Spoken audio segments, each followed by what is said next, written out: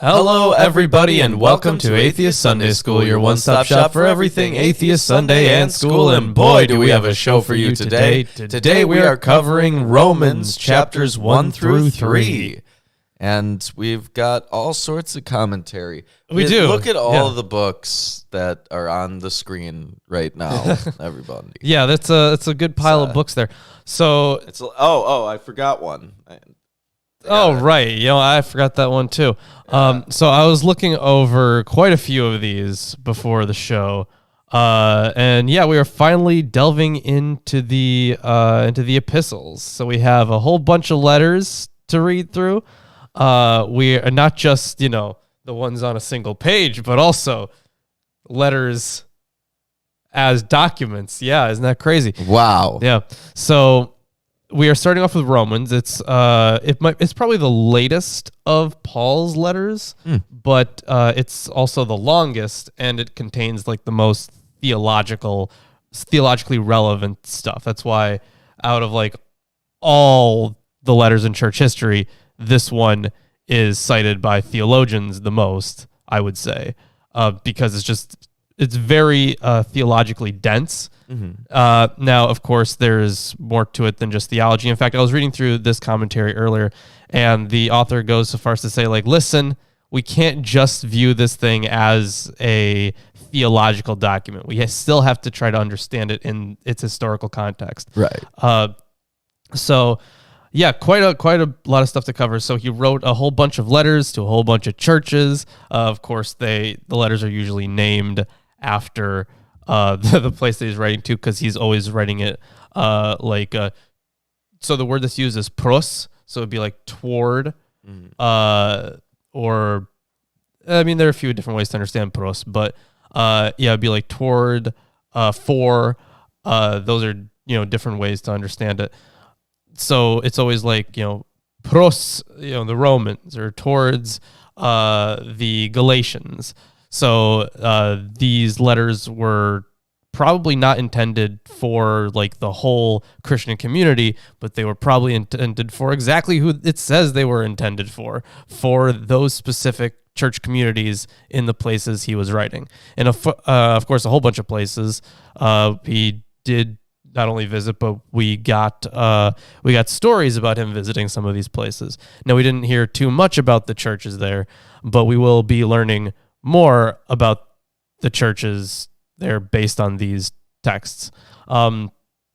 So as far, I think, Ruben, you said you had an introductory thing for like the epistles, and I guess the second part of the New Testament in general. You know what? I have a lot here. And I'm going to tell you what I have. I have the King James Version of the Bible. I have the English Standard Version of the Bible. I also have the NIV New Testament Survey, and the Jewish Annotated New Testament, and the NIV Study Bible. Wow. We have Erdman's commentary on the Bible. We have, of course, again, from the Hermenia commentary series, from Robert Jewett, his commentary on Romans. We have the Greek New Testament, a textual guide to the Greek New Testament. We also have the text of the New Testament by Bruce Metzger, and the Historical Jesus in Context by Amy Jill Levine, and others. But before we get into the reading, New King James. Oh yeah, we also have the New King James and Oxford Companion to the Bible. But we don't talk about the Oxford Companion to the Bible. Yeah. So before we get into the readings, since it is the first Sunday of the month, we also have a t-shirt giveaway. Yes, so our patrons who donate a certain amount of money each month, $10 or more every month, you get entered into a t-shirt giveaway. Yeah. So, you got the wheel pulled up? Great. So how about you spinny wheelie? Spin that wheel. Come on. I guess let's see where it lands on. Where's it stop? That's really loud. You should mute that. That's so hard to read. You guys take a look. Haley, I think it's pronounced Haley. Yeah. Haley. Congratulations, Haley. Congratulations on winning the shirt. Yes, you should be the proud owner of it may not be pronounced that way. Shirt that you want. Just yeah, I'll message send you a message. Yeah. All right. Well, you know what? While I'm going over this introduction to the epistles, there's also an introduction to epistolatory literature in the New Testament survey. So you might want to quickly scan over that. It's a rather thick section, but see if there's anything in there that pops up that you want to say that I don't. So let me tell you about this. This is from the Jewish Annotated New Testament, talking about epistles and Revelation, by Amy Jill Levine and Mark Zvi Bretler. Following the four Gospels and Acts of the Apostles, the New Testament contains 13 letters in the name of Paul, followed by the anonymous epistle to the Hebrews, and 7 letters attributed to major figures in the history of the early church, 2 ascribed to Peter, 3 ascribed to John the Apostle, 1 in the name of James, the brother of Jesus, and 1 in the name of Jude, another of Jesus' brothers. The canon ends with the book of Revelation, also known as the Apocalypse of John. The annotations to each of these texts provide details on authorship, date, location, and purpose. This brief introduction addresses the genre of epistles and Revelation and the relationship among these texts. Epistles. An epistle is a public letter designed to be read to a community. Such letters are well attested in the ancient world, including the Latin letters of Cicero, the orator and lawyer, and Seneca, the Stoic philosopher. Although Rome had developed a functional postal service, the epistles in the New Testament were likely delivered by a personal messenger who also read the text to the intended recipients. For example, Phoebe the deacon, mentioned in Romans 16:1 through 2, may have been the one who recited the epistle to the congregation in Rome. Epistles have a relatively standard form. A, an introduction providing the name of the author and the intended recipients, e.g., Paul, called to be an apostle of Christ Jesus by the will of God, and our brothers Sosthenes to the church of God that is in Corinth. B, a greeting, which for Paul is usually grace, a common Hellenistic term, and peace, a common Jewish term. For example, they're all throughout these. C, a thanksgiving in which the author expresses appreciation for various gifts from or traits of the recipients. Philippians 1:3, for example, offers, I thank my God every time I remember you. The epistle to the Galatians is notorious for lacking a thanksgiving. The body of the text lays out the reason for writing. The epistles typically address problems the author believes need addressing, whether issues of correct Christology, ritual, moral behavior, or economics. Epistles can also address emotions. They can encourage steadfastness, console, or shame. They typically include a section of ethical content, paranesis, or exhortation, in which the author provides instructions for living. Epistles conclude with such matters as the name of the scribe to whom the letter was dictated, e.g. in Romans 16:22, and final wishes from the sender to the recipients. Determining the occasion that prompted ancient letters is typically a matter of some guesswork. The early 2nd century CE epistles between the Emperor Trajan and Pliny the Elder, who was serving as governor in Bithynia, northern Turkey, are exceptional in that the biographies of both letter writers are well known and the circumstances that stand behind the exchange of letters are clear. Biblical interpreters often engage in mirror reading, an approach suggesting that it is possible to extrapolate the problems of the church addressed to the letter by what the letter says. This approach is fraught with difficulties. We do not know what the author knows about the local situation or whether it was reported accurately. For a number of reasons, the epistles in the New Testament cannot be used in a straightforward way to recount the history of the early Gentile followers of Jesus. The epistles are edited compositions. The early communities decided what they wanted to preserve and in what form. Some letters, such as 2 Corinthians, appear to be a composite of several separate letters secondarily edited together. 1 Corinthians 5:9 mentions an earlier letter to the Corinth community, and 2 Corinthians 2:4 and 7:8 through 9 also suggest missing correspondence. Colossians 4:16 even mentions an epistle sent by Paul to the Laodiceans. Yeah, that's one of the ones that's lost totally. I believe it was part of Marcion's canon. Yeah. Thus, the letters do not present a complete picture of either their authors or the recipients, just as there are apocryphal Gospels and Acts that were not accepted as canonical, so there are non-canonical or apocryphal epistles. These include the Epistle of Paul to Seneca the Younger, 3 Corinthians, and the Epistle to the Laodiceans. The early church fathers also composed epistles, which provide excellent information about the church as it developed in the 2nd century CE. And there are a bunch of texts that go into that. I'm just going to skip forward and talk about Paul's epistles and the Catholic epistles. Okay. So the thing is, unless there's something that you want to correct. I think we should, for the sake of time, we should just cover the Pauline corpus right now. So, because the Catholic ones are going to be later, and we'll get. Well, the Catholic ones are like Catholic or general epistles, and they just come after. Yeah, they do come after. Yeah. So, about Paul's epistles, 13 documents. Of these, scholars agree that Paul wrote only 7. Yep. Romans, 1st and 2nd Corinthians, Galatians, Philippians, 1st Thessalonians, and Philemon. Yeah, or Philemon, I think it's also pronounced that way. But it's only 7 of them are authentic. And then once we talk about something like Hebrews, that is simply put, it's an anonymous work. There isn't a name attached to it. But a lot of early church fathers, a lot of people today still even believe that that Paul wrote Hebrews, although that is unlikely.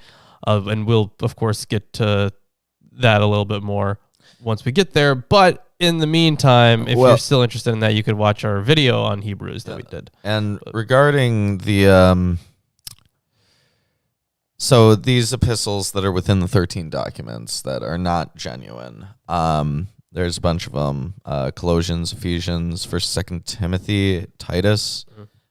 These 6 texts, and especially the last 3, called the Pastoral Epistles, are regarded by many scholars as pseudonymous. Pseudonymous, yeah. Yes. But the that thing is false writings written in Paul's name. They're called Deutero-Pauline epistles, right? To indicate that they are not by Paul himself, but have a secondary relationship to him. If we somehow finish the Sibylline Oracles, is that apocrypha?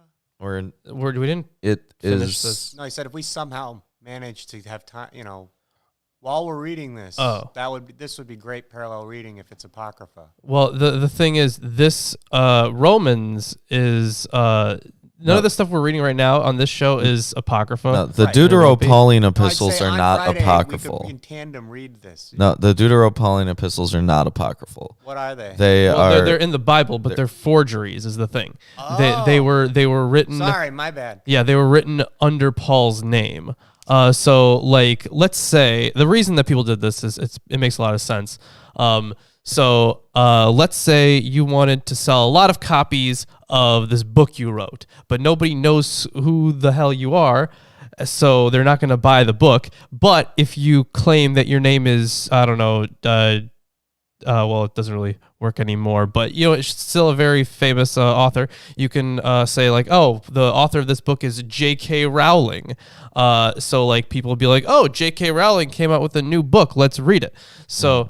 I mean, people don't really say that anymore, but they used to. Right, and they do note here the term forgery has been used for texts attributed to Paul, but not likely composed by him. But the negative connotations of the term misleads. In antiquity, it was common to write in the name of an ancient worthy person, such as 1st Enoch, 4th Ezra. Yeah, exactly. Solomon texts. But the thing is, if you're trying to pass off a work as somebody else's, what do we call that? Well, nowadays we would call that a number of things. I call it Shakespearean. Shakespearean? Absolutely. 67% of his works at least are forged from other people's. Oh, I see. Okay. He just stole stuff. I see. People give him a lot of credit. Yeah, but dude was a thief. Either way, we can call them forgeries. It's fine. But like pseudepigrapha means like lie writing, for example. Right, but the culture, the thing to keep in mind is that the culture was different. So like the connotations of having a forged like book from Enoch, right, are completely different than like if I tried to pass off a book as being written by you. Sure.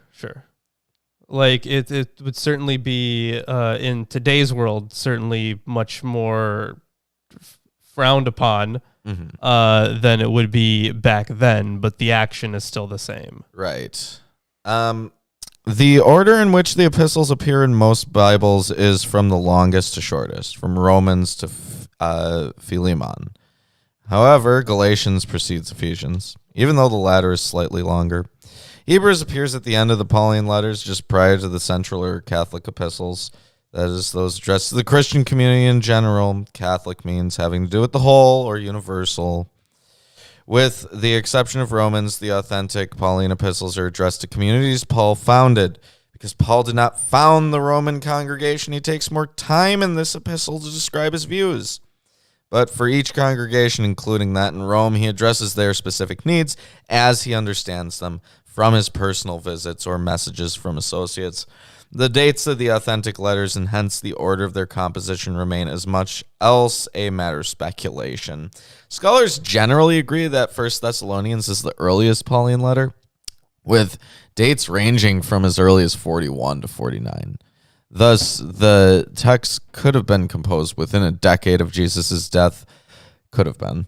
The others are assigned to the 50s and perhaps early 60s. The captivity epistles. Yeah, we got to remember that they're assigned to these dates, sure, but then when they're assigned to Paul as well, that's when you start kind of having to question the timeline, because while we have just discussed how many of the letters are not actually Paul's letters, right? But they're still always like included in Paul's chronology, right? So for the current point in time, the character of Paul that's being presented, but not the author.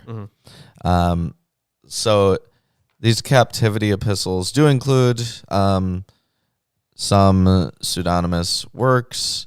They may reflect Paul's imprisonment in Rome, which could date them to the early 60s, though it's not clear that they all refer to the same situation. Right, yeah. Paul's letters are earlier than the Gospels and Acts. Whether the Gospel and Acts were influenced by Paul is a matter of speculation. Yeah, so 15 to 20 years, basically. Depending on which letters we're talking about. But yeah, the order in which they were written may determine Paul's understanding of his own identity, his Jewish practice and belief, and his relationship with Jews. 1 Thessalonians assigns the death of Jesus to the Jews and suggests he sees himself as apart from the community. However, a number of scholars think this passage was interpolated. Yeah, when it comes to interpolations in these texts, there's going to be a lot to cover. So I do suggest when it comes to the textual stuff, we'll get there when we get there, basically. Yeah, we'll get there when we get there. And then the Catholic epistles and Revelation also have their stuff, but we'll get to that eventually. Now, is there anything that was in there that you wanted to bring up about epistolatory literature? The thing I mentioned was just about the chronology, how so Acts is often seen as like more historical than the Pauline epistles to be able to reconstruct a chronology of Paul from, but in that they're also not actually taking into account the fact that they're not taking into account that some of their sources are Deutero-Pauline, therefore not as reliable. But generally speaking, while they do have an outline, a chronology of Paul's life, there is some debate about, of course, when these letters were written, even the authentic ones. So now I have sections on Romans in each of these books, but why don't you read some stuff? yeah, I gotcha. So why don't you give us the introduction from the ESV? Oh, see, I was gonna cover this other thing that I had here. Well, then why don't you do that? Yeah, so this is I think this stuff you may have actually hit on most of it, honestly. So yeah, we have the undisputed letters, the disputed ones, which we did actually cover those. So I don't actually even need this. I was planning on reading from it, but I guess I'm not. So I suppose I can read the introduction from the ESV, because we always forget that. Mm-hmm. So Romans is the longest and most systematically reasoned of Paul's letters. Paul announces its theme in 1:16 through 17. The gospel is God's power for salvation because it shows us that the righteousness of God is through faith for all who believe.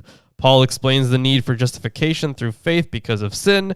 He then spells out the results of justification by faith in terms of both present experience and future hope.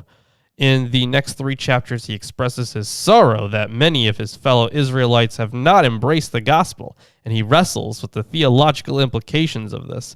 He concludes by describing how the gospel should affect one's everyday life. Paul wrote his letter to Rome in about 57 CE. And, of course, that is one of the topics I was going to hit on, the date of this text, because there is debate on it. In fact, here's the thing about Romans. This text exists in 15 different forms.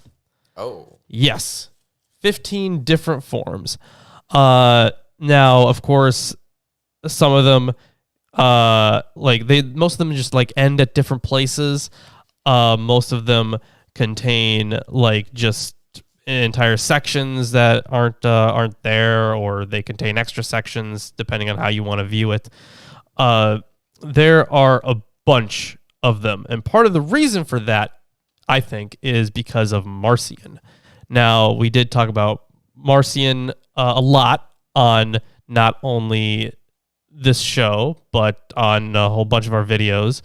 So, of course, if you don't know, I do have a video on Marcion. Sign up, by the way, so you can watch that. But basically, he was this guy who viewed he was a well-educated Christian, honestly. He had read the material, and he determined that, you know what, this God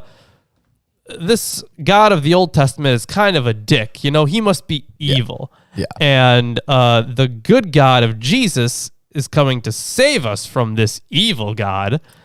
So gotta stop the demiurge. Yeah, exactly. So he believed in these 2 gods, and he didn't quite go the full Gnostic route.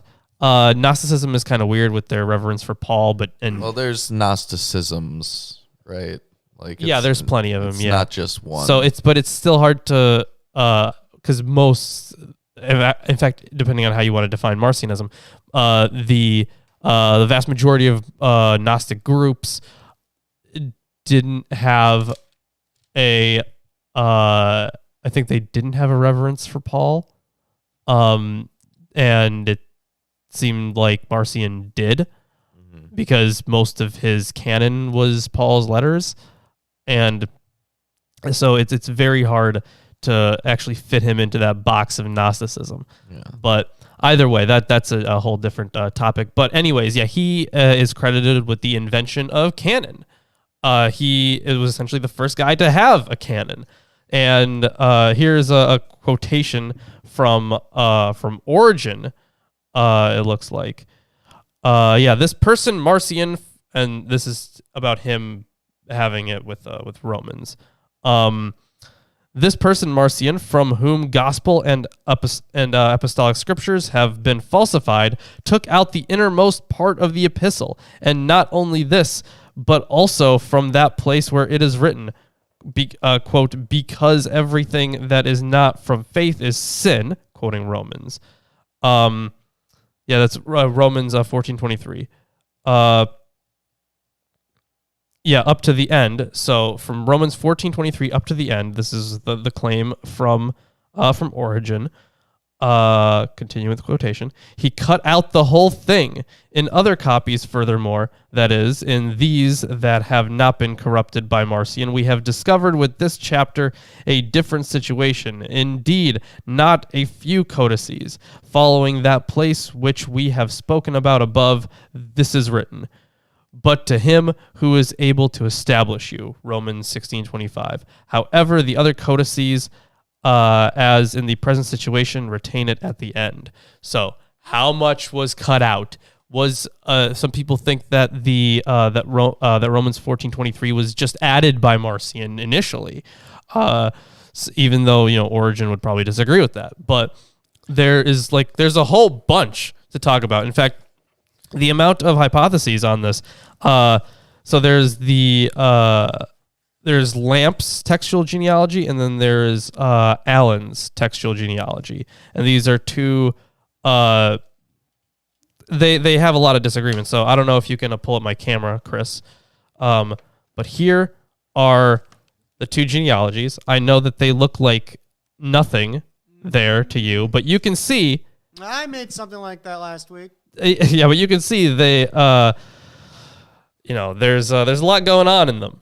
So these two textual genealogies have a fair amount of disagreements. I'm not going to go into all of the stuff. Lawrence. Yeah, that would Well, be. this author suggests Anyways. that perhaps Paul originally sent the entire letter to the Roman Church, after which shorter form was used for more general distribution. Yeah, see, To that's save on paper. Yeah, that's another hypothesis. Yes. So there is one of the biggest problems in the textual history. Well, there are a few, right? There's the benediction, there's the doxology, and then there's all of chapter 16 in general. So it seems like there's a lot. So the benediction is placed in different locations in the various families of texts, and while they're not super far from each other. Sometimes it can be 1620, 1624, 1627, and in many texts, both at 1620 and 24. So that is already confusing. And usually when something pops up in a whole bunch of different places like that, that is kind of indicative of it not being original, or at least maybe initially part of a lectionary tradition that found its way into the text, which would be a similar thing that I think would have happened with the pericope adultery in John. As of course the woman taken in adultery. That story pops up in a lot of different places in John in the manuscripts. So that's one of the reasons we know it's not original. Now there are others as well, but that's one of them. The problem of the doxology. So the charts I just showed. I know you guys probably couldn't see them all that well, but anyways. It wasn't as bad as you think, Lawrence. Oh, well, either way.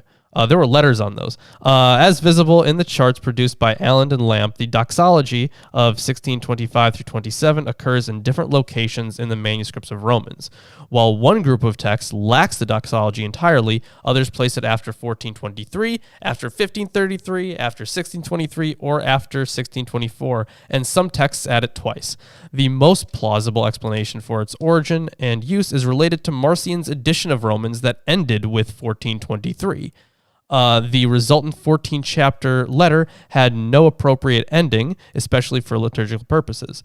The doxology contains some elements congenial to Marcion's anti-Jewish bias, but as the doxological analysis below indicates, it was a 3-step process that accounts for its redundant, lumbering style. At any event, it will not be interpreted in the commentary as the ending Paul intended. And then all of chapter 16. A widespread critical consensus that pertained until the late 1970s assumed that chapter 16 did not originally belong to Romans. Either it was sent as a letter of greeting to the Ephesian church along with an extra copy of Romans. It is weird because there are multiple introductions. So we will be getting into that. Because like, you know how at the beginning of this, it's going to say like, Paul's going to go on a little spiel and then say greetings to this church. And then at the end of Romans in chapter 16, there are even more greetings. So it seems really weird that it's there in the first place, right? Someone underlined a bunch of lines in these chapters. I see that. I bet to evangelize using them. Maybe you can, once we read, you can probably tell us which ones are underlined. Oh, yes, You'll I figure will. it It looks like a lot of them are, though. Yeah. But anyways, yeah, so either it was sent as a letter of greetings to the Ephesian church along with an extra copy of Romans, or was part of a farewell letter to Ephesus sent from Rome that was mistakenly included in the editing of Romans, or it was created at the time of publication of the letter in order to demonstrate Paul's close relations with the Roman church.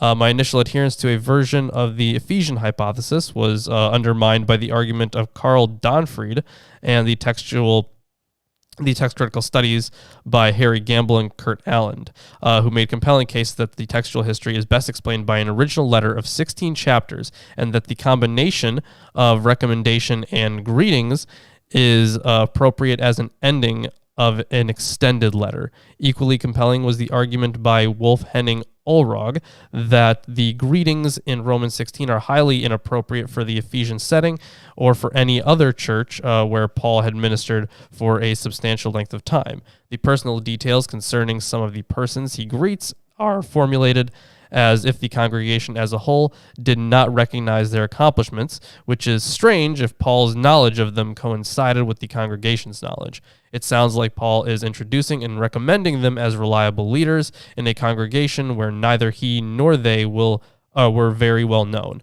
Other persons are named without any personal reference or intimate detail whatsoever, which seems absurd if Paul had worked with them for almost 3 years, as was the case in Ephesus. This is a significant observation, it seems to me, when one reflects on how such a lack of social and political finesse would have been received in a congregation like Ephesus, where Paul should have known everyone immediately. The greetings of Romans 16 are therefore much more suitable for an audience where Paul had never functioned as a missionary. Ulrog also points out that Romans 16 refers neither to Paul's past experiences with the congregation nor to its future prospects, which is markedly in contrast with other letters addressed to congregations for which he felt responsible as a founder. These considerations require the recognition that the Ephesian hypothesis is far less adequate in explaining the peculiar context of Romans 16 than the assumption that it was originally directed to the Roman congregation. This text-critical decision has an enormous bearing on interpreting Romans because it means that the congregational details in chapter 16 can be taken into account. The new phase of research signaled by the publication of the first edition of the Romans debate in 1977.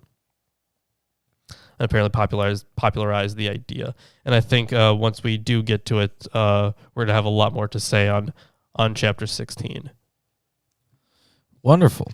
Yeah. There's one last thing that I want to comment on before we get into it. Oh, I had some more. Paul uses pistis and cognates throughout the letter. Yeah. The word usually is translated as faith. But the alternative is faithfulness, and is a better translation for its uses in the Pauline epistles. Pistis does not signify mere acknowledgement of a truth claim, nor does it stand in contrast to works. Rather, it signifies loyalty and trust, which include appropriate behavior, hence faithfulness. In 3:3, the NRSV recognizes that pistis to theo is not faith of God, but faithfulness of God. See 1 Thessalonians 1:8-9, where Paul contrasts faithfulness to deeds. He is actually contrasting two different ways of being faithful. By Gentiles, apart from circumcision, and thus apart from Mosaic covenantal obligations. By Jews, including circumcision and concomitant Mosaic covenant obligations. Paul insists that the faithfulness of Christ following Gentiles should not be measured by faithfulness to complete the rites of proselyte conversion that some other Jewish teachers might advance as necessary to claim membership among the people of God, which he indicates generally by reference to circumcision or works of the law. Grab Josephus. Okay. Josephus, Antiquity of the Jews, 20:34 through 48. This details a case where two Jewish teachers of the Gentile king Izates of Diatribe. So you said 20, what was it? 20:34 through 48. Oh, I see. Okay. It might be a bit long to read. But, okay. I'll look for it. But if there's anything... So you said 24 or 34? 34 through 48. Okay. Apparently this is a case... Yeah, it is kind of long. Yeah. Well, that's a case where the Gentile... two Jewish teachers of this Gentile king disagree along similar lines as to whether he must be circumcised or not to express faithfulness and do the deeds appropriate for those who claim to worship Israel's God. And chapters 6 through 8 and 11 through 15 are basically Paul's definitions of the faithful lifestyle expected of Gentiles. So we might interpret Romans in a way similar to something like Deuteronomy, right? Because we are getting a new set of laws for a new group of people. They have to work differently. That's everything that I wanted to cover before we get into it. But all right, yeah, I got some stuff. So, yeah, sorry, I know, but hey, we're getting into not only a new set of texts, but a new text in general. So, It's true. Yeah. So, so this is for the historical context of the text itself. So, some commentators provide a precise date for writing the letter in either it's anywhere between 55 and 59. So, but they do it like, either this guy's like 55, this guy's 56, that guy's 57, they date it a little bit differently. Others designate a broader period from 55 to 64. The major exception to this broad consensus of a date in the middle. Yeah, the major exception to this broad consensus of a date in the middle of, in the middle to late 50s is Gerd Ludemann, who proposes 51 or 52 on the basis of a placement of the Edict of Claudius in 41 CE rather than 49. But no Romans commentator has dealt with this as a serious alternative. And it looks like he does talk about it quite a bit. So I'm just going to give you a shorter version. So in 41, Claudius extended Jewish rights throughout the empire. But in the same year, Dio Cassius reports that Claudius ordered the Jews, quote, while continuing their traditional mode of life, not to hold meetings. No explanation is provided for this remarkable order, but a consideration of the policy concerns of Roman administration suggests that an issue of orderly conduct in the Roman synagogues led to their closure and their prohibition of further meetings. That Christian agitation in the synagogues resulting in violent conflicts led to this measure. Led to this measure is likely in view of controversies reported elsewhere during this early period of evangelization. Although some scholars suggest fusing the two events, a second quite different action is reported later in Claudius's administration by Suetonius. Since the action reported by Suetonius is not dated, that being he expelled from Rome the Jews constantly making disturbances at the instigation of Chrestus, that gets a lot of talk in mythicist communities, by the way. One is forced to rely on other data whose congruence is mutually supporting. Acts 18:2 reports that Prisca and Aquila had come to Ephesus because the Jews were expelled from Rome, an event that can be dated in the late 40s on the basis of the Gallio inscription and other factors in Pauline chronology. The 5th century historian Orosius reports the date as follows. This is how he cites it. So Josephus refers to the expulsion of Jews by Claudius in his 9th year, but Suetonius touches me more in saying Claudius expelled from Rome the Jews constantly making disturbances at the instigation of Chrestus. It cannot be determined whether he ordered only the Jews agitating against Christ to be restrained and suppressed, or whether he also wanted to expel Christians as being men of a related faith.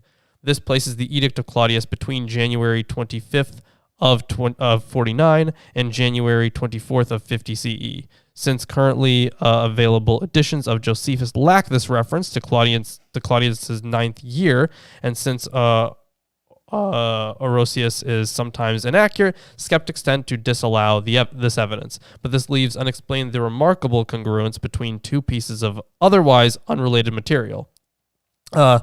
Hans Werner Gates' study of Orosius throws additional light on his aims and reliability. He viewed the Roman Empire as being used by God to allow the spreading of the Christian religion, so that the rise of Christian emperors in the 4th century is depicted as the goal of history. Yeah, my ass. Gates shows that Orosius's... Man, this is... For some reason, I'm fucking up with this name a lot.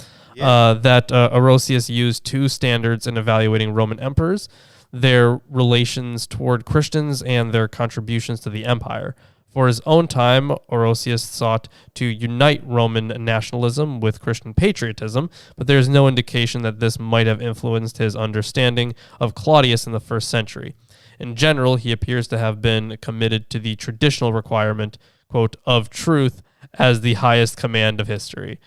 Nevertheless, if Orosius' datum were the only indication of the date of the Edict of Claudius, most scholars would discount it. However, the coordination of this remarkable and unexplained datum with other details about Claudius's career lead most historians to take it into account and set the date for the edict in 49 CE.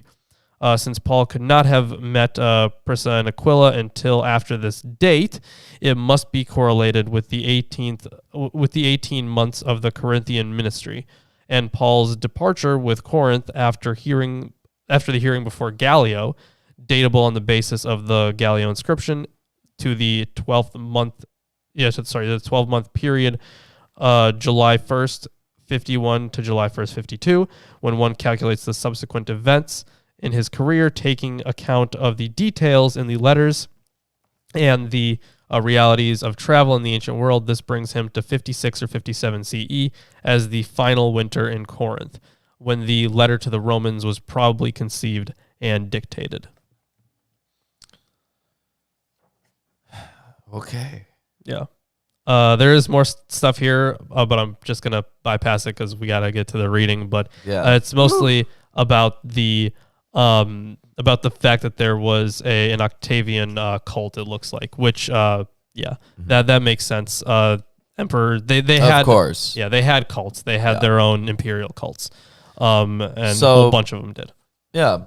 If you're enjoying the stream so far, give us a like, comment, subscribe, share it with your friends, family, neighbors. Yeah, we know that was a long introduction, but it's longer than most chapters. Yeah, a lot of stuff to 40 cover. Minutes of intro. Yeah. Wow. I hope it's worth it. But now that we're done with all of that, we can hop into the meat. Yep. So, bacon. One of the things about these epistles is that they were read aloud. Yeah, for the most part, they were orated. Yeah, and somebody wrote them down. So there was like an orator who would show up. They'd pull out the scroll and be like, His Highness King Artaxerxes. Oh, sure. In that case, yeah. Yeah.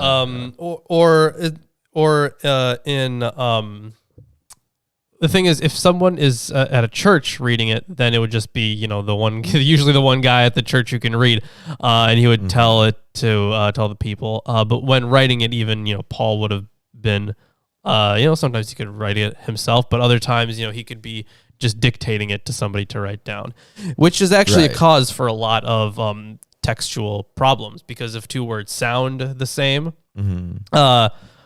or if you say two words too close together and it sounds like a totally different sentence. Yeah. And the guy writing it down just wrote it down the way he heard it, or wrote down. You know how two words can sound the same but be spelled totally differently and mean different things. Yeah.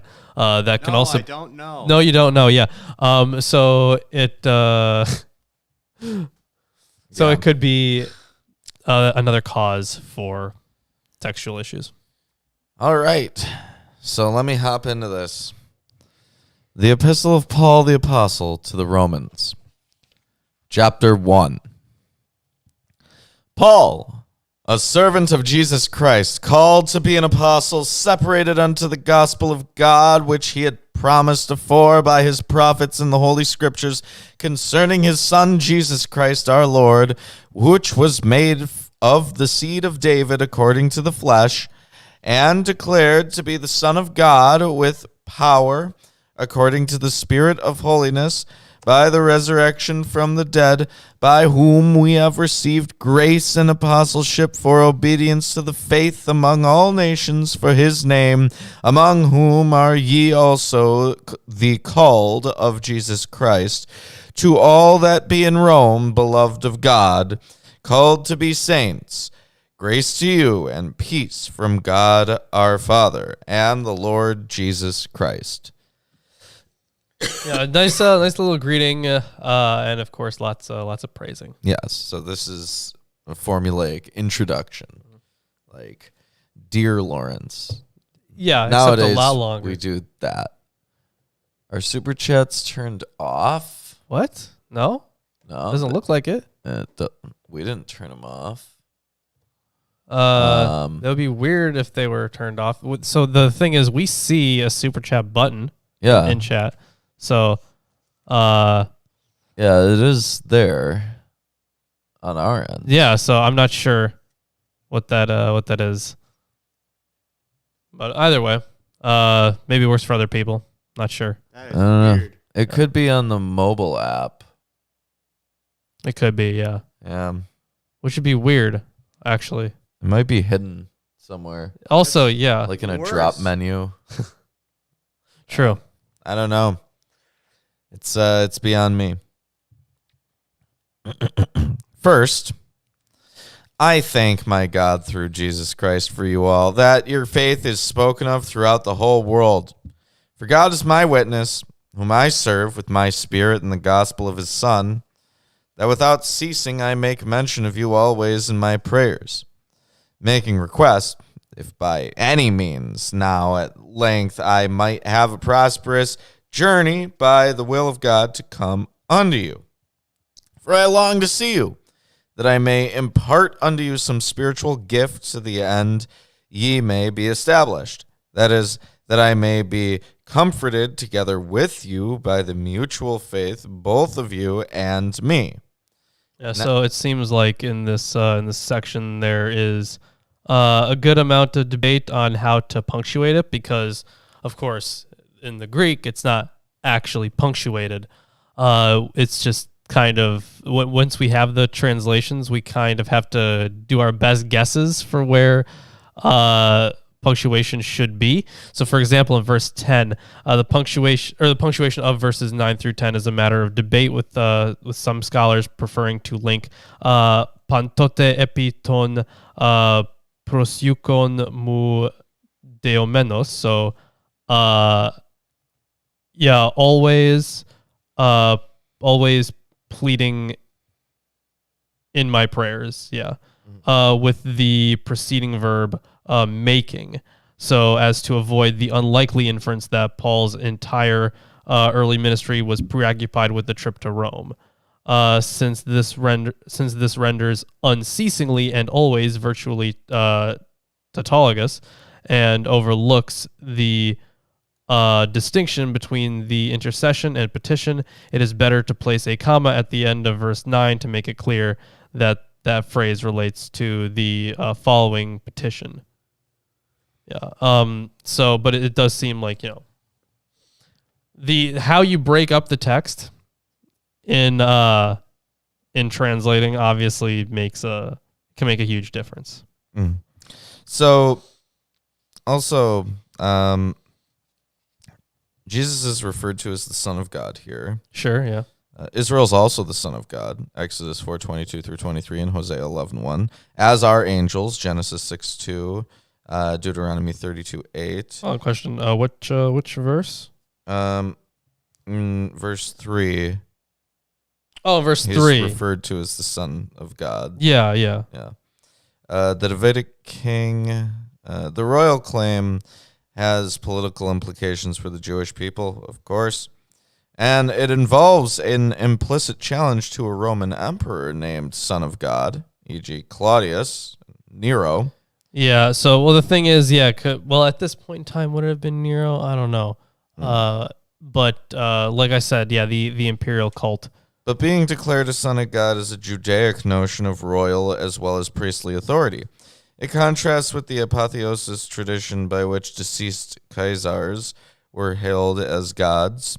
That Jesus is the Christ, anointed one, is witnessed by heaven and earth. That is his spirit and his descension from David. There's a whole bunch of details in here about it, but what it comes down to is that the title Son of God has been used for other things in other contexts. Oh, yeah. Anyways. Now, I would not have you ignorant, brethren, that oftentimes I purposed to come unto you, but was let hitherto, that I might have some fruit among you also, even as among other Gentiles. I am a debtor, both to the Greeks and to the barbarians, both to the wise and to the unwise. So, as much as in me is, I am ready to preach the gospel to you that are in Rome also. For I am not ashamed of the gospel of Christ, for it is the power of God unto salvation to every one that believeth, to the Jew first, and also to the Greek. For therein is the righteousness of God revealed from faith to faith, as it is written, the just shall live by faith. For the wrath of God is revealed from heaven against all ungodliness and unrighteousness of men who hold the truth in unrighteousness, because that which may be known of God is manifest in them. For God hath showed it unto them. For the invisible things of him from the creation of the world are clearly seen, being understood by the things that are made, even his eternal power and Godhead, so that they are without excuse. What? Yeah, so it would be probably the Trinity with Godhead. What verse is that? Godhead appears in verse 20. Verse 20. Okay, wait, hold on.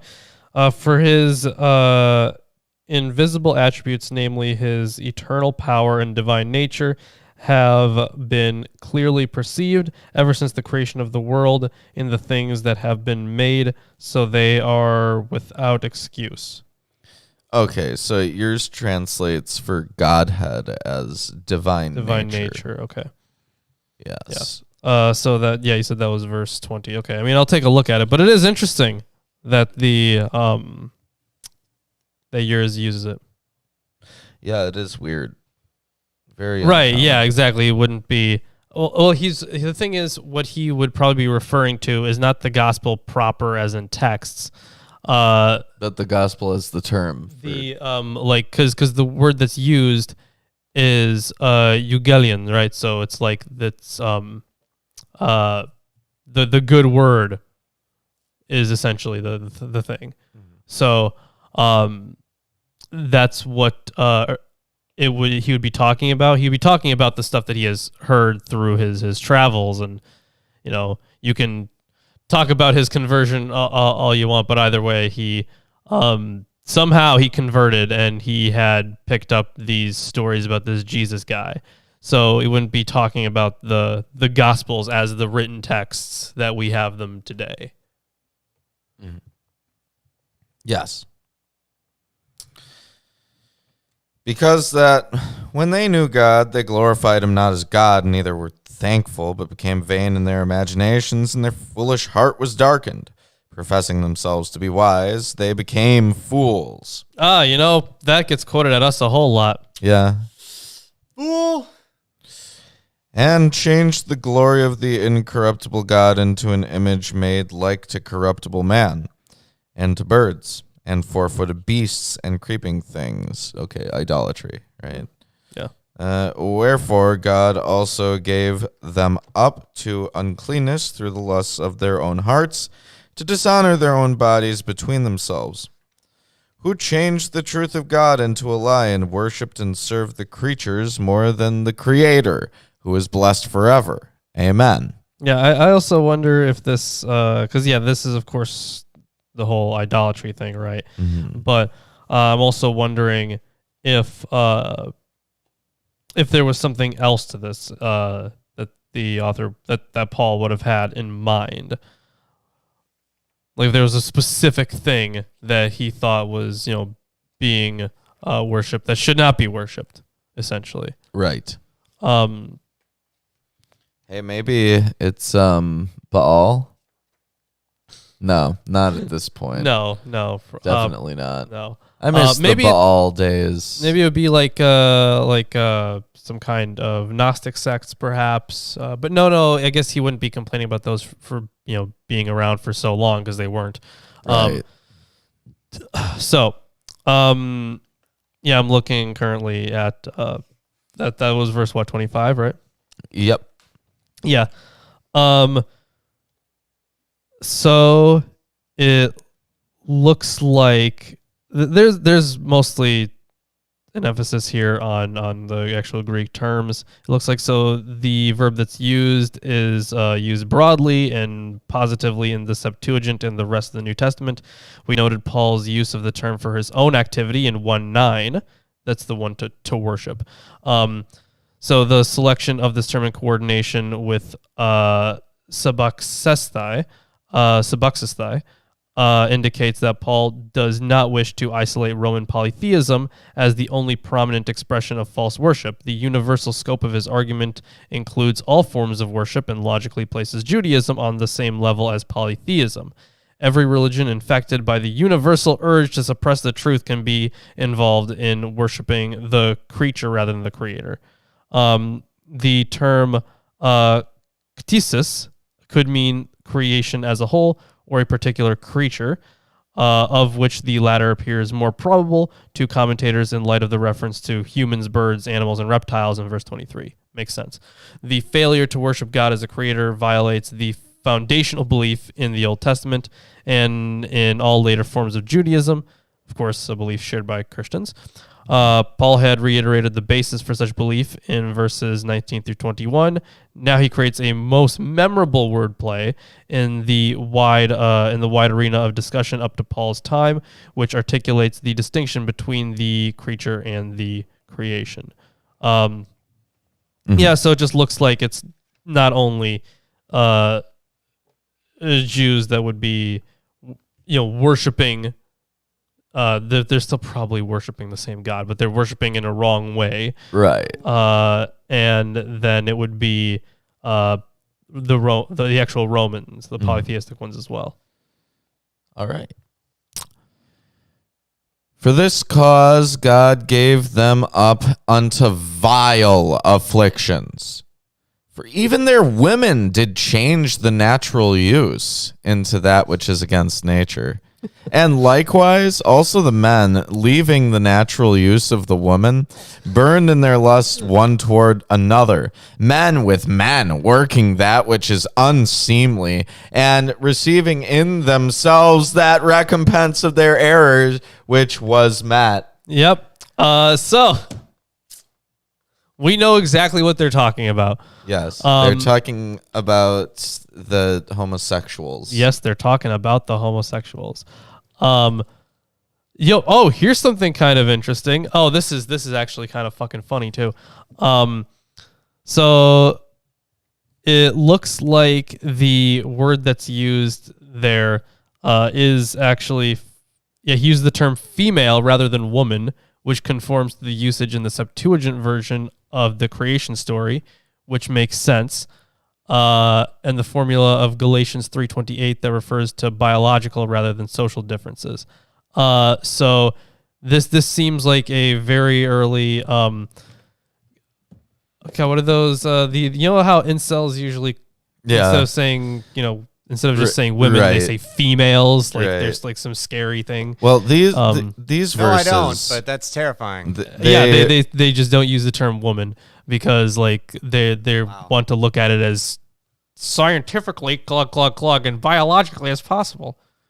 Yeah, I've not met any incels, I guess. They're not great. But they usually use female. Mm-hmm. Yeah, so it's just funny to me that Paul was doing the same thing. Jeez, now, of course, his incel. That's our new joke for the day. Paul is an incel. Although these verses his tie reflect a contemporary Greco-Roman and Jewish gender role. Men were not to take the subordinate, passive, soft role, or woman to take the penetrating role of the superior. Both same-sex and certain homosexual relationships would undermine this ideal. Paul and you might could also be appealing to the command in Genesis 1:28 to procreate as that which is natural, and thus censoring all non-procreative sexual activity. Yeah, that would make sense. So they're talking about, of course, homosexuality and plenty of it. Well, he's just saying that he doesn't agree with their lifestyle. Right, exactly. Yeah. So the silence about lesbianism in the Old Testament, that the infrequent references to it in the Greco-Roman literature, and the deeply conservative and chauvinistic sexual climate of the post-Augustan age suggest that lesbianism was a sensitive topic for Paul and his audience. Despite the appearance of lesbian scenes on the walls of Pompeii, as reported by Luciana Jacopelli, Dover refers to the striking element of male hostility in references to female homosexual behavior. Bernadette Bruton has traced a broad pattern of such hostility in Greco-Roman literature, including magical papyri, astrological texts, medical texts, and guidebooks for interpreting erotic dreams. That one is hilarious. She concludes that the quote, the ancient sources nearly uniformly condemn sexual love between women.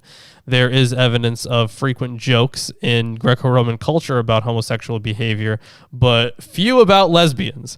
As seen in a writer like Horace, there was appreciation for the eloquence of Sappho's poetry, but contempt for her masculine qualities. By the 1st century, Sappho had become a stereotype for disreputable behavior.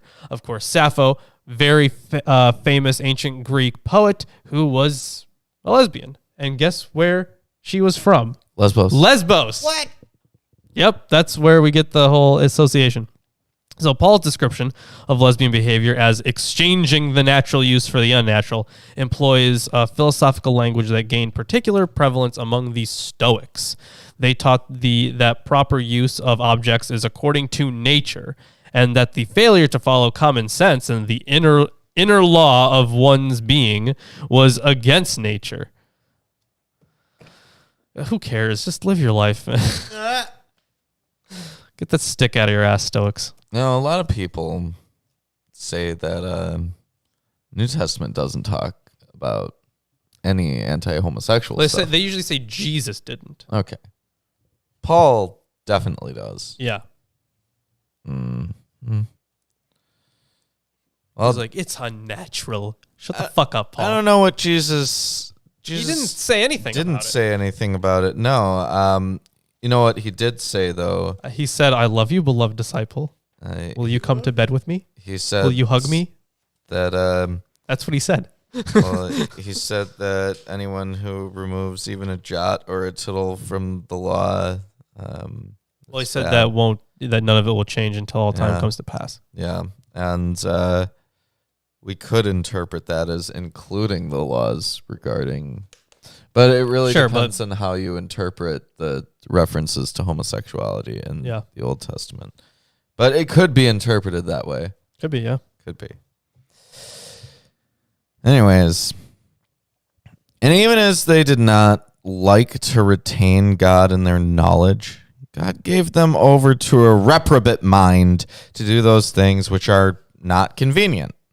This is echoing to me stuff about hardening Pharaoh's heart. Mm-hmm. That's what it sounds like.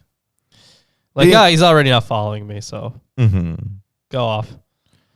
Being filled with all unrighteousness, fornication, wickedness, covetousness, maliciousness, full of envy, murder, debate, deceit, malignity, whisperers, backbiters, haters of God, despiteful, proud, boasters, inventors of evil things, disobedient to parents, without understanding, covenant breakers, without natural affection, implacable, unmerciful, who knowing the judgment of God that they which commit such things are worthy of death, not only do the same, but have pleasure in them that do them.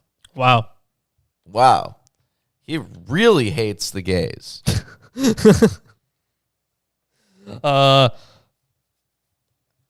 Yeah, he does. Yes, he does. I thought that we had moved on from that actually, but no, we didn't. No, we didn't. No, he is still talking about how much he hates the gay. In fact, I guess it's more than just the gays, right?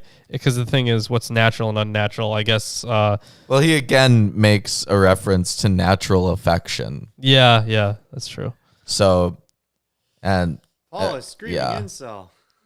And fornication, and of course, homophobic. Right. Yeah. Especially.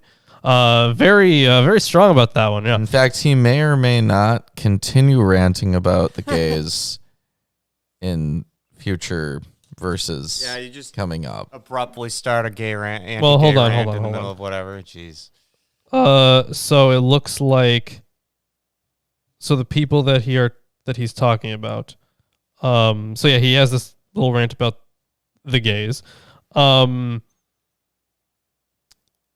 Yeah, and they have natural relations with women and were consumed with passion for one another, men committing so talking about the gays there. And since they did not see fit to acknowledge God, God gave them up to a debased mind to do what ought not to be done. Okay, yeah, so he's still just talking about the gays this whole time. Wow. Yeah. Yeah, this whole time. I tried to be charitable with it. No, he's just talking about the gays. But that is chapter 1 of Romans. Hey, if you're enjoying the stream, like, share, comment, subscribe. And Lawrence, do you hear something? I suppose I do hear something. Behold, I am your Lord and Savior, Jesus Christ. And I want to let all you heathens and sinners know that I support this wonderful episode of Atheist Sunday School. Lawrence and Reuben try their very best to bring you the true glory of the Bible, and they need your help. They have provided links to their Patreon page and other social media just for you. Once again, my name is Jesus Christ, and this is Milwaukee Atheists. The Lord is with them. God bless. Oh, yes. Hello, Jesus. Thank you for stopping in. That was very kind of you. I've this Paul guy. Listen, I think you gotta have a nice long talk with him because you love your friends, but this friend, he's so toxic. This friend is very toxic. So I don't know if you should associate with him or if I don't know. Maybe next time don't give him your revelation. I don't know if he really deserved it. Better guy. Yeah, the thing is, just seemed way more chill than him. So go find somebody else to hang out with, please, Jesus. This guy is not worth your time, honestly. Don't what's the word I'm looking good for? News. It's your turn to read. It is my turn to read. Yeah. So we can get started on chapter 2. It seems like there's a good shift in ideas. So he was talking about initially how evil the gays were before, but it looks like he's going in a different direction now. Yeah, in a little different direction. A total shift. And of course it's still about judgment and how people are shitty, but now it's more generalized. It's less about the gays. Oh. Is he going to go into which countries he hates? Oh, maybe. Let's find out. Let's find out exactly where this is going. This guy's a hater. He was a hater. Yeah, absolutely. So, this pericope opens up with an abrupt shift in style to that of direct second-person diatribe that is typical for Greco-Roman addresses to imaginary interlocutors. Yeah, we've seen that a whole bunch. We just saw it, actually.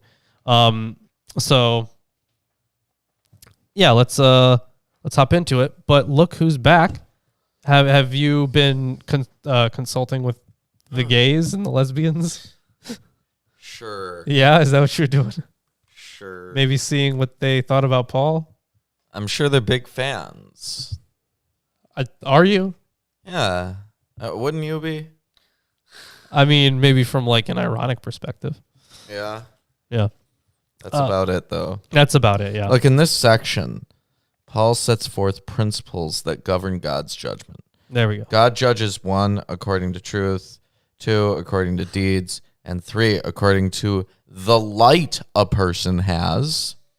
Okay, well, we'll talk about the light once we get there. These principles lay the groundwork for Paul's discussions of the guilt of the Jews. Classic, okay. So, I wonder if all this constant shit talking about Jews in the New Testament is going to get us demonetized. You know what? In that case, we can truly blame the Bible. Mm-hmm. Yep. Yeah. Therefore, you have no excuse. Oh man. Look, this chapter here, it's framed as a dialogue with a hypothetical Gentile who judges others without attending to personal faithfulness. That Gentiles recognize a universal moral standard demonstrates their culpability, not their superiority. People who know that God is just should be concerned with their own intention to do what is right, rather than judging the failures of others. Those who use legal means to subvert what is right, as well as those who simply reject doing right, will be judged by the righteous one, for the benevolent God holds everyone accountable. The chapter undermines any notion that Paul separates responsibility to behave faithfully from the idea of belief. Also, this is a diatribe, a Socratic rhetorical technique involving questions and answers that's commonly employed by philosophers and rhetoricians such as Cicero, Seneca, and Epictetus. Changes of voice from singular to plural and from first to second or third person are regular characteristics. Thus, Paul may be asking the questions or putting them in the mouth of the interlocutor or interlocutors or some of each. The diatribe form sometimes makes it difficult to distinguish between Paul's views and the views he attributes to his interlocutors. Right. Well, the last Romans one was probably delivered by a messenger who carried the letter, who read aloud and would act out the parts. That seems so complicated. Like, I guess you would have to do that, right? Yeah. Man, punctuation is so useful. I know, right? So, therefore you have no excuse, oh man, every one of you who judges, for in passing judgment on one another you condemn yourself, because you, the judge, practice the very same things. We know that the judgment of God rightly falls on those who practice such things. Do you... So is this supposed to be a quotation? Like, for him? I don't know. Verse. Verse 2. So it's like, is this the part where he's like, acting out his... when he says, his opponent says? We know. This is an expression Paul frequently used that assumes the person addressed agreed with the statement. Sure, yeah, okay. Okay, so we know that the judgment of God rightly falls on those who practice such things. Do you suppose, oh man, you who judge those who practice such things and yet do them yourself, that you will escape the judgment of God? So, hypocrites, essentially, is what we're talking about. Now, of course, what was the phrase that was used in...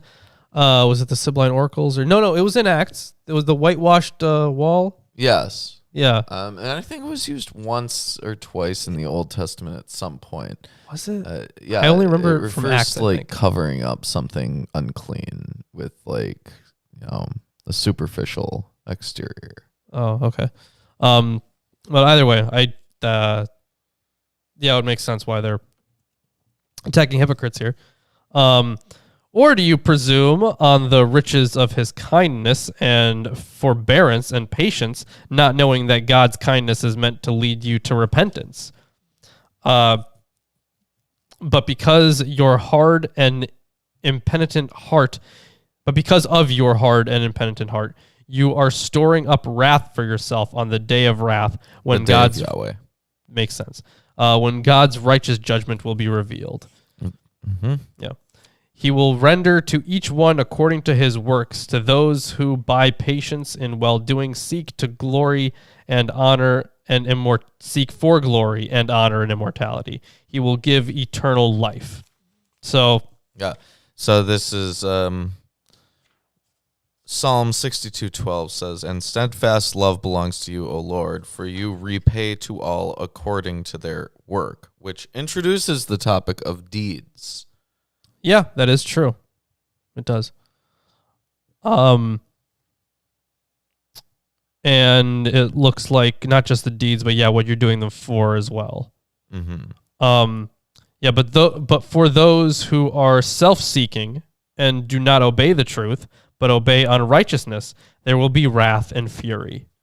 There will be tribulation and distress for every human being who does evil, the Jew first, and also the Greek. But glory and honor and peace for everyone who does good, the Jew first and also the Greek, for God shows no partiality. So, we had this before, about him not showing partiality. Right, it's a statement of universality. Yeah, and I think the reason here that the Jews put first is probably because they were the ones that had to do it that way. So it would be the biggest disappointment if they didn't follow the law, and it would be even more wonderful if they did. Yeah, I guess. All right. So verse 12. For all who have sinned without the law will also perish without the law. So let me tell you about this. I'm going to finish the verse. Yeah. And all who have sinned under the law will be judged by the law. So law, Romans 2:12. Nomos is usually translated law. Yeah. And often understood to mean Torah, teaching, instruction, guidance. Depending on context, Paul may be referring to laws or traditions in general, or more specifically, if you're talking about God's law, it sounds like it's Torah. Whether more specifically to a law or a tradition of particular people, whether Jewish, Roman, Greek, etc. For example, in chapter 4, Paul uses nomos to refer to circumcision, but not to Torah more broadly. He uses nomos in chapters 7 and 8 to refer to the bond of marriage and of sin and death, as well as faith, life in Christ. The point is that people are subject to judgment according to some principle that they violate. So in this section, it looks like I just had something, like I just had some commentary on this. Like I was looking at it and I lost it. All right, whatever. I'm just gonna continue. That's unfortunate. I was like, wow, this will be cool to cover. Oh yeah, wait, I found it actually. So the description of Greeks as those who sin outside the law matches the Jewish definition of non-Jews, employed only once in the Septuagint in 2 Maccabees, by the way, but closely associated with the adjective anomos, so lawless, that epitomized Gentiles. That non-Jews could be said to sin, even though they do not have the Torah, was not unusual, as the absolute use of the verb hamartano, so it would be like I err, I suppose. I think that's what it would be, in classical literature shows. So yeah, I sin. That would fit. Yeah. Mm-hmm. But it's really like I make a mistake or something like that. It wasn't taken in the same way as like sinning in the Bible necessarily. For it is not the hearers of the law who are righteous before God, but the doers of the law who will be justified. For when Gentiles who do not have the law by nature do what the law requires, they are a law to themselves, even though they do not have the law. So they're not required. Yeah, this is by natural impulse without the external constraint of the Mosaic law. This does not mean that pagans fulfilled the requirements of the Mosaic law, but refers to practices in pagan society that agreed with the law, such as caring for the sick and elderly, honoring parents, and condemning adultery. Gotcha. Okay. They show that the work of the law is written on their hearts, while their conscience also bears witness, and their conflicting thoughts accuse or even excuse them. So on that day, when according to my gospel, God judges the secrets of men by Christ Jesus. So this is an important distinction. The moral nature of pagans is that they're enlightened by conscience, which functions for them as the Mosaic law functions for Jews. So I guess the implication by the author of this footnote is that Jews were not in possession of a conscience. Yeah, that's a good job, author. Yeah, the idea that God is able to expose the secrets of the heart was widely affirmed in Scripture. The Psalms of Solomon 14:8 follows this line in declaring that God, quote, knows the secrets of the heart before they happen. In the expression, the secrets of humans, Paul employs the term anthropos, so people, that appeared in 2:1 and 3 to address the legalistic bigot in contradistinction to Paul's audience. Yeah, so it is. Klaus! Thank you, Klaus. Thank you for the $1.99. Yes, Euros, as neither a Jew nor a Greek, these things don't impact you. That Paul's talking about. You don't. Yeah. You don't have to. You just have to worry about, I guess, the things you gotta do. And it doesn't matter really. Yeah, because not talking about Greeks or, yeah. Anyways, we're about. You finished verse 16. Yes. Now, verses 17 through 24, the presentation takes the form of a dialogue. Paul knew how a self-righteous Jew thought, for he had been one himself. He cites one advantage after another that Jews considered to be unqualified assets. But those assets became liabilities when there was no correspondence between profession and practice. Paul applied to the Jew the principles of judgment set forth in verses 1 through 16. Yeah, so because they are Jewish, they would have to be the one. They would have to follow the law, the Torah specifically. Mm-hmm. Yeah, the other ones just kind of do it by accident. But if you call yourself a Jew and rely on the law and boast in God and know his will and approve what is excellent because you are instructed from the law, and if you are sure that you yourself are a guide to the blind, a light to those who are in darkness, an instructor of the foolish, a teacher of children, having in the law the embodiment of knowledge and truth, you then who teach others, do you not teach yourself? So Epictetus, the Stoic cynic, offers similar criticism of those who call themselves philosophers but do not live accordingly, with which any philosopher would be expected to agree. The rabbis also criticize hypocrisy similarly in the Tanakh. Oh, so it looks like in 2 Baruch 44:14, the pious Jews who have, quote, prepared for themselves treasures of wisdom and stores of insight are affirmed to have preserved the truth of the law. Sirach echoes this claim that God gave them the Jews, knowledge and the law of life for an inheritance. In Johannes Bem's words, the entire formulation is stated with obvious irony by Paul. With this climactic fifth claim of superior status, the pretension of the bigot becomes truly laughable. Yet there is no hint in this depiction of the arrogant non-believer that similar pretensions are evident within the Roman house and tenement churches. Tell me when you get to the end of verse 24. Okay, I will do that. I'm just checking here on some final commentary on verse 21, I think. Yeah, where he's like asking, like, if you're so great, or if you have all this knowledge, then I guess how are you not teaching yourself? Mm-hmm. Yeah, I suppose. Oh,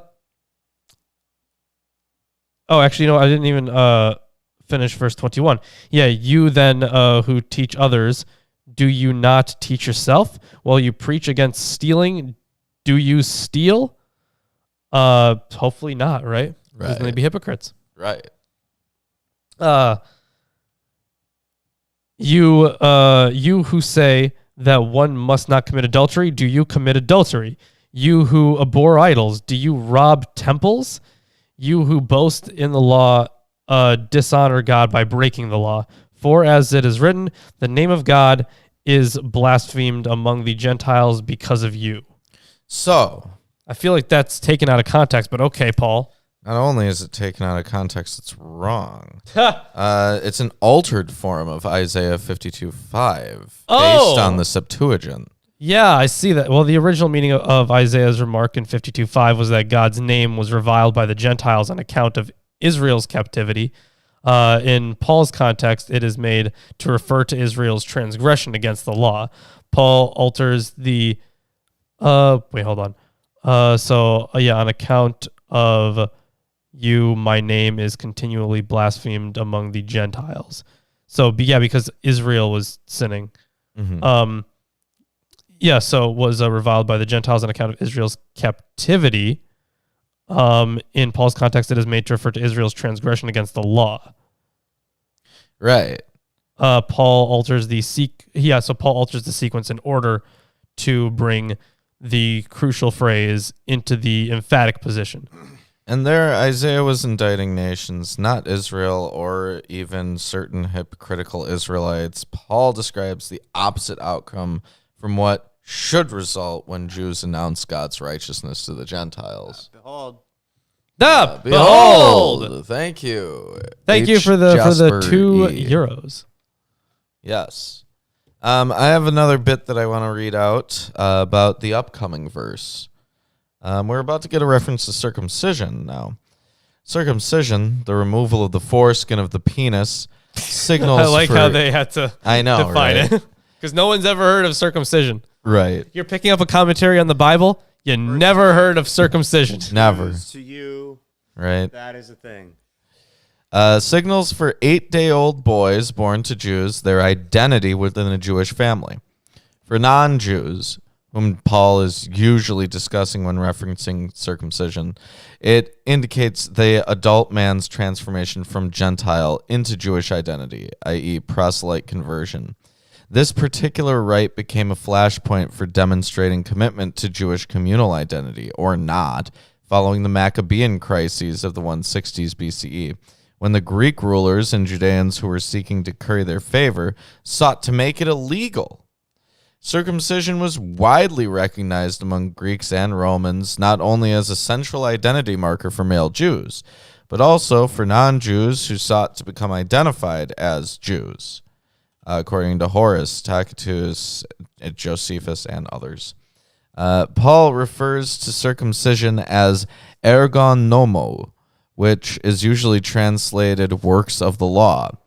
Paul uses the phrase to indicate the completion of the actions or rites involved in the identity transformation processes.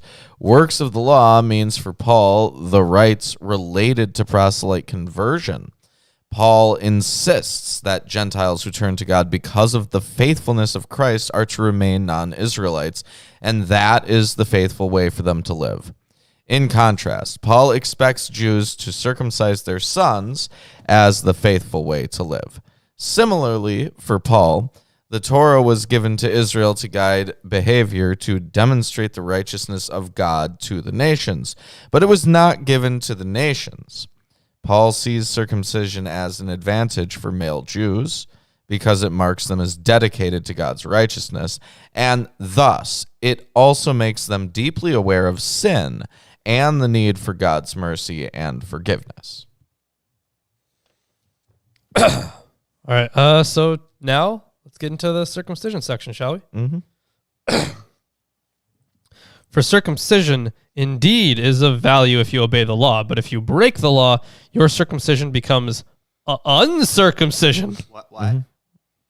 So, And where it says uncircumcision, literally the term is foreskin. Paul's point is not to accuse Jews of hypocrisy, but by introducing a fictive un-Jewish-like Jew to help Gentiles adopt the Jewish value of practicing what one teaches. Paul does not write uncircumcision and cognates, but foreskin and cognates throughout. oh, okay. So, if a man who is uncircumcised keeps the precepts of the law, will not his uncircumcision be regarded as circumcision? So, like, it's fine. You don't have to be circumcised, essentially. Mm-hmm. That's what it sounds like. So just the fact that he's following the law, that's the part that matters. Mm-hmm. Yeah. Then he who is physically uncircumcised but keeps the law will condemn you who have the written code and circumcision but break the law. For no one is a Jew who is merely one outwardly, nor is circumcision outward and physical, but a Jew is one inwardly, and circumcision is a matter of the heart, by the Spirit, not by the letter. His praise is not from man, but from God. So when it says not by the letter, I'm pretty sure it wasn't by the letter because they still cut off part of your dick. Right. So Now, it's the idea that I understand what they're getting at, that they're saying that it's more than just like a physical right. thing, that it is, a And we have spiritual had thing. references to circumcision of the heart before. Yeah, that too. Yeah, I get what they're saying, but no one ever thought it was just a letter, Paul. Right. Now, the idea that Israelites require a circumcision of the heart in addition to that of the body is a long-standing Jewish ideal related to being humble and repentant. See Leviticus 26:41, Deuteronomy 10:16 and 36, Jeremiah 4:4, 9:25 through 26, 31:33, Ezekiel 44:7, Jubilees 1:22 through 24. Also see Philo in a bunch of places, QG and 4Q434. So, and I know you got a bunch of them. I know there's and the a whole bunch Talmud. of them. Yeah. In the case of Jeremiah 9:25 through 26, it is specifically the Israelites who are punished for not having circumcised hearts. Paul seems to be working with the same distinction here. It is a special Jewish responsibility to live according to the ideals of being circumcised in the body, that is, to be circumcised in the heart, and thus focused on walking humbly in accord with God's will. Such a Jewish person is intentionally dedicated to righteousness with every breath taken, and not simply to making an outward show. Right, yeah. So that outward show, interestingly here, it's the antithesis to the person we were talking about before, right? Because we were talking about this theoretical opponent that would publicly be boasting about it. Mm-hmm. But then, so there's that one who's someone who is, boasting about how Jewish they are, but not actually following it. They're a hypocrite. Jewish. Right. But now you have an idea of a hidden Jew. So like one who is Jewish and following all the stuff, but they're not Outwardly. They're not outwardly Jewish. Ah, Yeah. you've been accused of that. Like a Poe. Yeah, like a Poe. Chapter 3. What advantage then hath the Jew? Or what profit is there of circumcision? Oh, hey, make sure you guys drop a like and subscribe if you haven't, because all interactions help us out a lot here. That is true. Much every way, chiefly because that unto them were committed the oracles of God. For what if some did not believe? Shall their unbelief make the faith of God without effect? God forbid. Oh.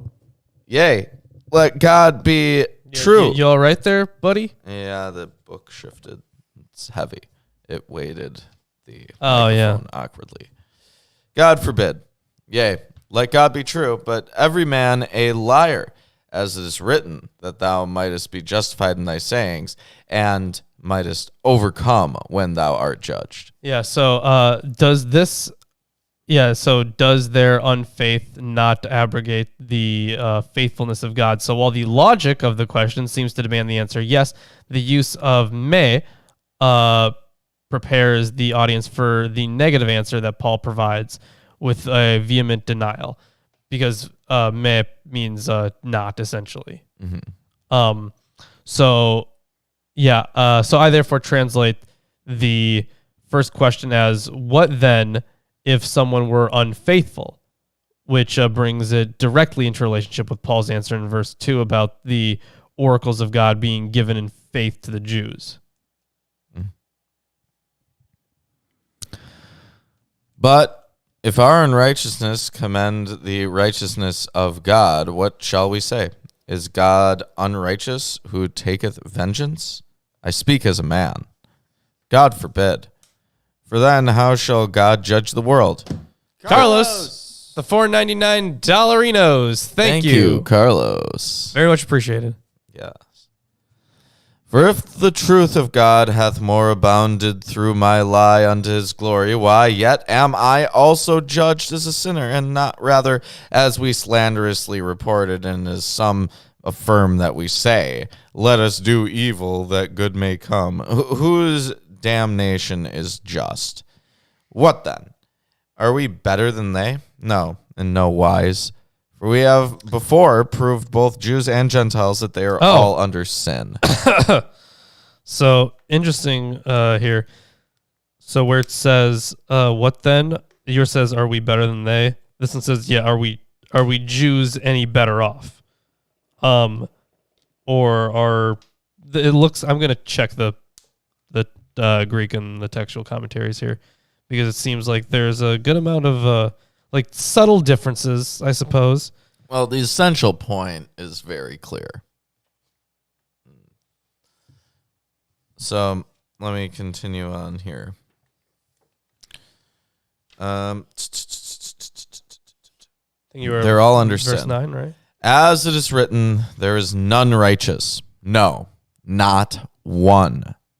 There is none that understandeth. There is none that seeketh after God. They are all gone out of the way. They are together become unprofitable. There is none that doeth good. No, not one. Their throat is an open sepulchre. With their tongues they have used deceit. The poison of asps is under their lips, whose mouth is full of cursing and bitterness. Their feet are swift to shed blood. Destruction and misery are in their ways, and the way of peace have they not known. You know what this is, There is no right? fear of God before their eyes. You know who this is, right? Or what this is? The fool. This is the fool. Yes. This is the fool. Now, we know that what things soever the law saith, it saith to them who are under the law, that every mouth may be stopped, and all the world may become guilty before God. Therefore, by the deeds of the law, there shall no flesh be justified in his sight. For by the law is the knowledge of sin.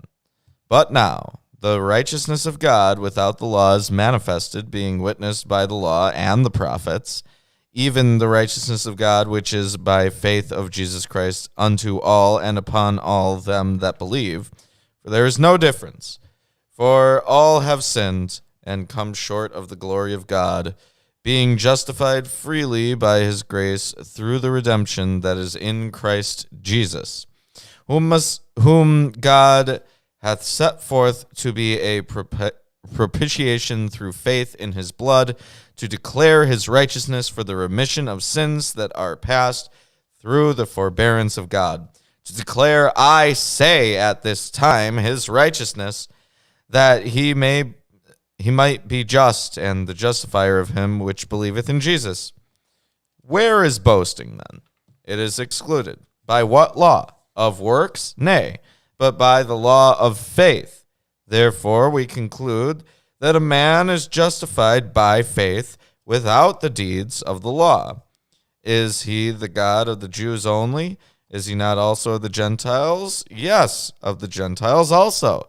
Seeing it is one God, which shall justify the circumcision by faith and circumcision through faith. Do we then make void the law through faith? God forbid. Yea, we establish the law. And that is the end. Chapter 3.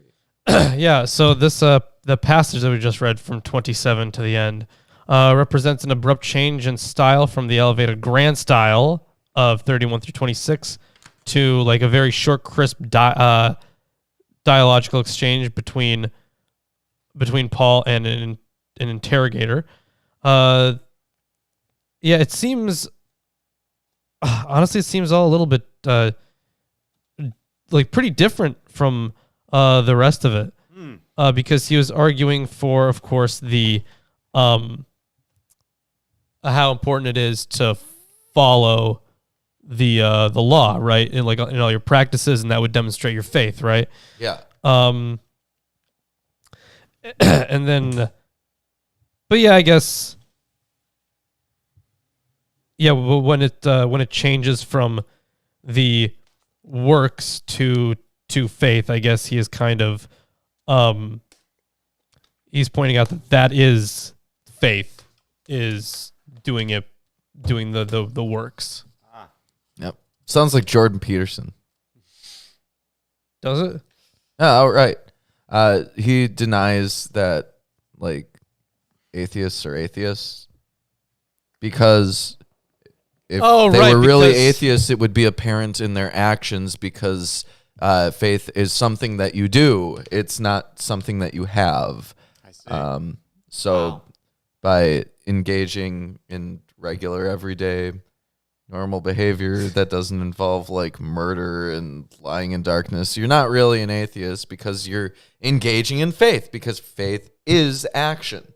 Right. Because for someone like Paul, I would think it'd be more than just don't murder. Mm-hmm.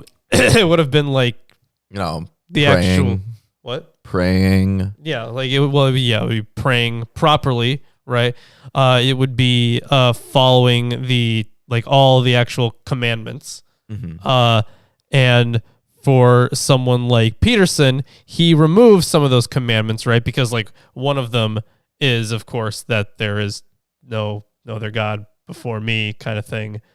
And if when it comes to being an atheist, I guess, with Peterson's interpretation, like it's mostly just like, well, if you don't kill and you don't steal, that's enough to prove that you have faith because you're following those actions. Yeah, because you're doing what God wants. Right, but those are only two of the things, without any concern. Well, there's all sorts of things. Yes. I'm sure that he would admit that it's more than just not killing and stealing. No, it goes into a lot of things. Where like the Judeo-Christian moral system is baked into the upbringing of people within society. Sure, it is. Within our society, that is. Yeah, and even the thing is, I mean, it's not like they invented don't kill and don't steal. Right, of course. So it's... But I mean, those are the two examples I hear him use. But like, even with like, so what about like if someone's like, I'm not sure about his interpretation of the being gay and the law. I think the idea is that as long as you're acting in a way that is like commensurate with society, because society is based on Judeo-Christian values in the Western world. That means that you are acting in a way that is demonstrative of faith. Right. Doesn't really care what people actually believe, what's in their heads. So. Right. Which is weird because positions like atheism, theism are reliant on what someone is thinking. They're entirely based off of beliefs rather than actions. Yeah. Well, that was a long show. Not as long as we probably thought it was going to be. True. So most of the commentary is textual that I had, honestly, which I do enjoy, but I also know that and we did note some textual things that popped up. We did, yeah.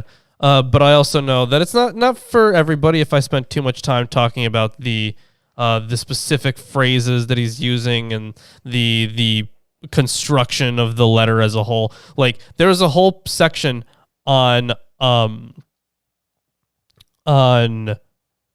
how often Paul uses tens and fives and fours and threes, like sets of them, because to do examples or to construct an argument. There was a whole section that I just passed by. I was like, this is not important. Like this is really slightly not interesting now that you brought it up. Right? Yeah, that's slightly all interesting. about as interesting as it is. Yeah, exactly. Not really that important. So I chose to not include that. Well, what do you guys think of these letters so far? All Well, right. Wow. What the fuck? Okay. So first of all, I don't understand.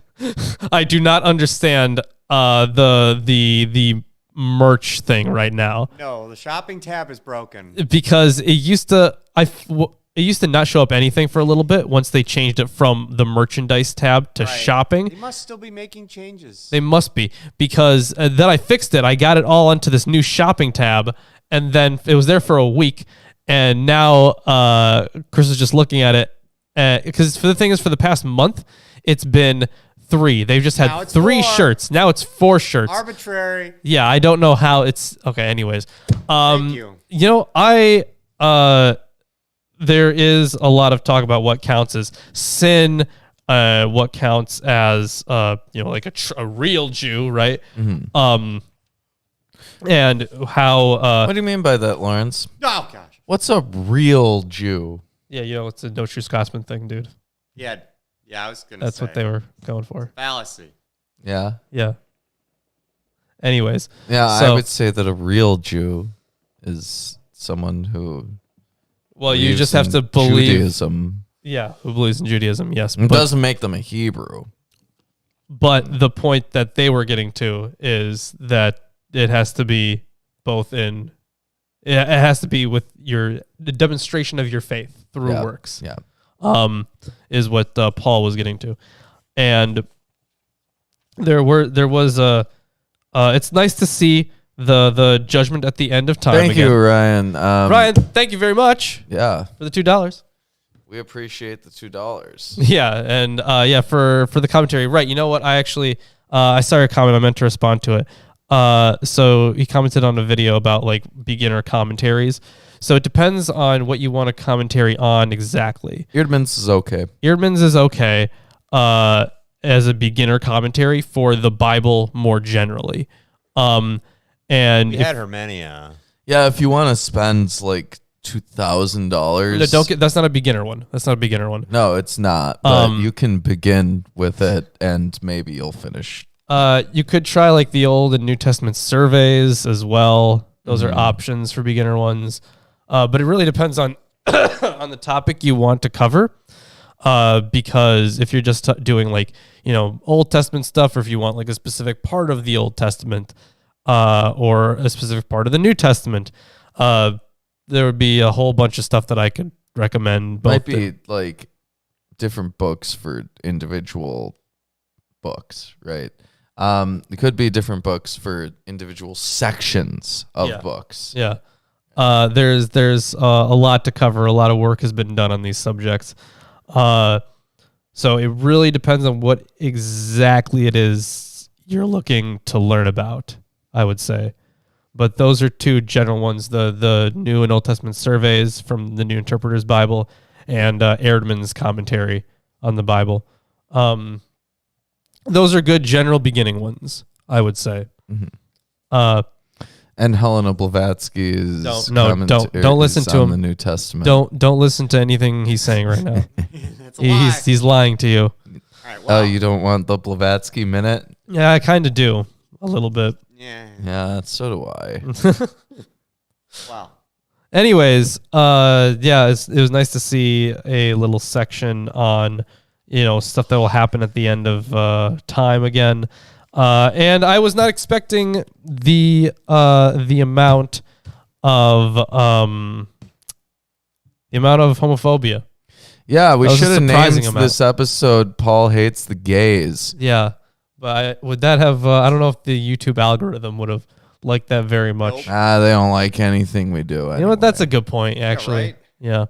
That is a very good point. If you want to fight that fucking algorithm, Yeah, let's go, Algo. It's unfortunate because from what I was reading, it seems like the epistles have really been more influential on Protestantism than any other section of the Bible.